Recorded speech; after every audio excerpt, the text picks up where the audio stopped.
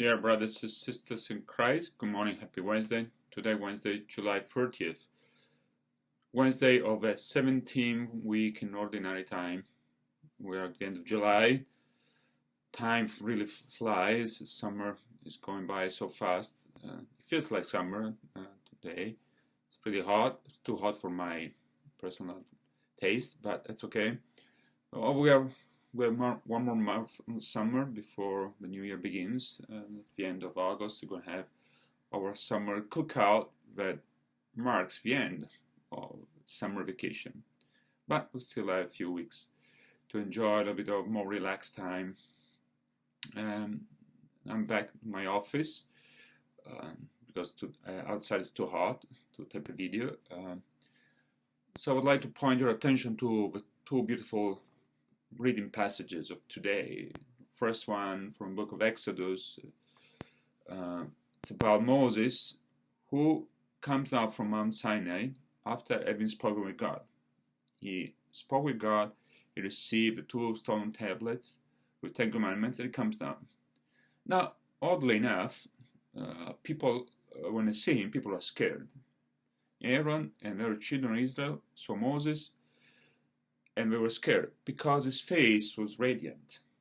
His face was glowing. Why? Because he had spoken with God. He had been in God's presence.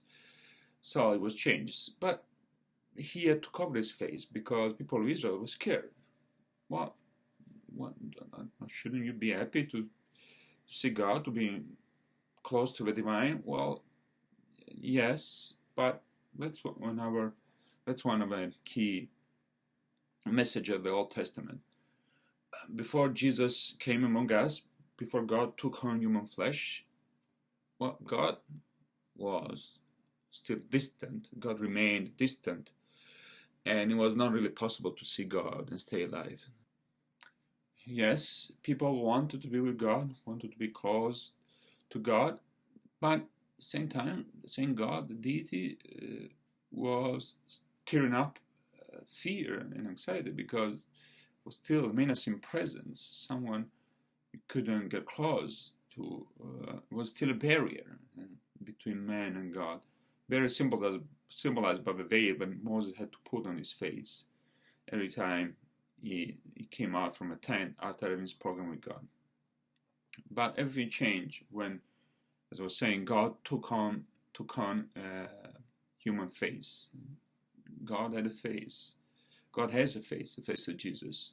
When God took on human flesh, he became accessible.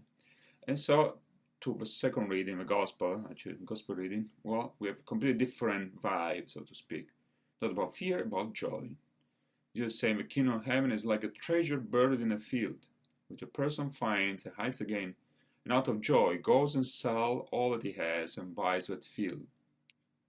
We can definitely relate to what Jesus is saying here. We can feel the joy of a person who stumbles into a treasure chest. Imagine you're going or hiking, let's say New Hampshire or Massachusetts, like I sometimes do, and upon you find a treasure chest sticking out maybe on the ground. What do?